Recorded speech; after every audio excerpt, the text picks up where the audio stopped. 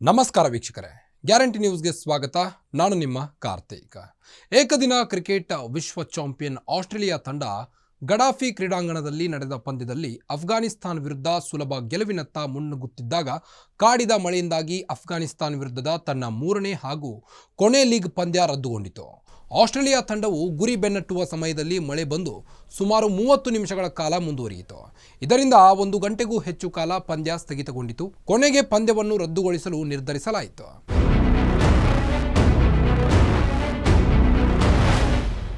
ಪಂದ್ಯ ಅರ್ಧಕ್ಕೆ ಮೊಟಕುಗೊಂಡ ಬಳಿಕ ಮೈದಾನದ ಕಳಪೆ ಒಳಚರಂಡಿ ವ್ಯವಸ್ಥೆ ಬಗ್ಗೆ ಸಾಮಾಜಿಕ ಜಾಲತಾಣಗಳಲ್ಲಿ ಟೀಕೆ ವ್ಯಕ್ತವಾಗುತ್ತಿದೆ.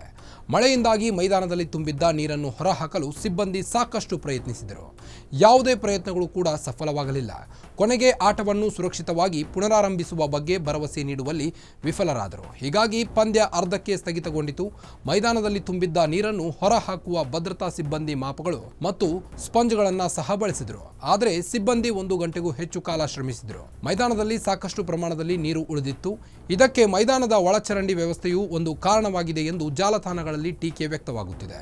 ಜೊತೆಗೆ ಭದ್ರತಾ ಸಿಬ್ಬಂದಿ ಮಾಪ, ಸ್ಪಂಜ್ ಇತ್ಯಾದಿಗಳನ್ನು ಹಿಡಿದುಕೊಂಡು ನೀರು ಹೊರಹಾಕಲು ಪ್ರಯತ್ನಿಸುತ್ತಿರುವ ಫೋಟೋಗಳನ್ನು ಸಾಮಾಜಿಕ ಜಾಲತಾಣಗಳಲ್ಲಿ ಹಂಚಿಕೊಂಡು ಟ್ರೋಲ್ ಮಾಡುತ್ತಿದ್ದಾರೆ.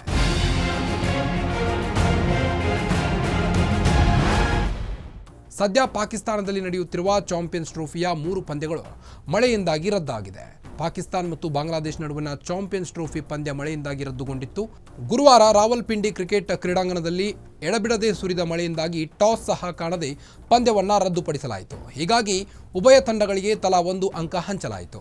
ಸೆಮಿಸ್ ಹಾದಿಯಿಂದ ನಿರ್ಗಮಿಸಿದ್ದ ಉಭಯ ತಂಡಗಳು ಆಡಿದ 3 ಪಂದ್ಯಗಳಿಂದ ತಲಾ 1 ಅಂಕದೊಂದಿಗೆ ಅಭಿಯಾನವನ್ನು ಕೊನೆಗೊಳಿಸಿದವು. 29 ವರ್ಷಗಳ ಬಳಿಕ ಇದೇ ಮೊದಲ ಬಾರಿಗೆ ಪಾಕಿಸ್ತಾನ ಐಸಿಸಿ ಟೂರ್ನಿಯ ಆತಿಥ್ಯವನ್ನು ವಹಿಸಿಕೊಂಡಿತ್ತು.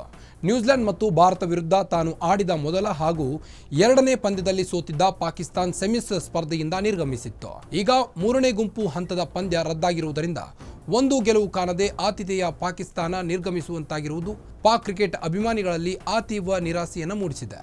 ಮತ್ತೊಂದೆಡೆ ಬಾಂಗ್ಲಾದೇಶ ಕೂಡ 1 ಗೆಲುವು ಕಾಣದೆ ಚಾಂಪಿಯನ್ಸ್ ಟ್ರೋಫಿ ಅಭಿಯಾನವನ್ನು ಮುಗಿಸಿದೆ. ರಾವಲ್ಪಿಂಡಿ ಕ್ರೀಡಾಂಗಣದಲ್ಲಿ ರದ್ದಾಗುತ್ತಿರುವ ಟೂರ್ನಿಯ 2ನೇ ಪಂದ್ಯ ಇದಾಗಿದೆ. ಇದಕ್ಕೂ ಮೊದಲು ದಕ್ಷಿಣ ಆಫ್ರಿಕಾ ಆಸ್ಟ್ರೇಲಿಯಾ ನಡುವಿನ ಪಂದ್ಯ ಮಳೆಯಿಂದ ಕೂಡ ರದ್ದಾಗಿತ್ತು. ಸೆಮಿಫೈನಲ್ಗೆ ಆಸ್ಟ್ರೇಲಿಯಾ ಅಫ್ಘಾನಿಸ್ತಾನ ವಿರುದ್ಧದ ಬಿ ಗುಂಪಿನ ಪಂದ್ಯ ಮಳೆಯಿಂದಾಗಿ ಅರ್ಧಕ್ಕೆ ಮೊಟಕುಗೊಂಡ ಹಿನ್ನೆಲೆಯಲ್ಲಿ 1 ಅಂಕ ಪಡೆದ ಸ್ಟೀವನ್ ಸ್ಮಿತ್ ಬಳಗ 4ರ ಘಟ್ಟಕ್ಕೆ ಮುನ್ನಡೆದಿದೆ. ಇದಾಗಿತ್ತು ಈ ಹೊತ್ತಿನ ಸುದ್ದಿ. ಮತ್ತಷ್ಟು ಸುದ್ದಿಗಾಗಿ ನೋಡ್ತಾ ಇರಿ ಗ್ಯಾರಂಟಿ ನ್ಯೂಸ್. ಸುದ್ದಿ ಖಚಿತ, ನ್ಯಾಯ ನಿಶ್ಚಿತ. ಗ್ಯಾರಂಟಿ ನ್ಯೂಸ್, ಸುದ್ದಿ ಖಚಿತ, ನ್ಯಾಯ ನಿಶ್ಚಿತ.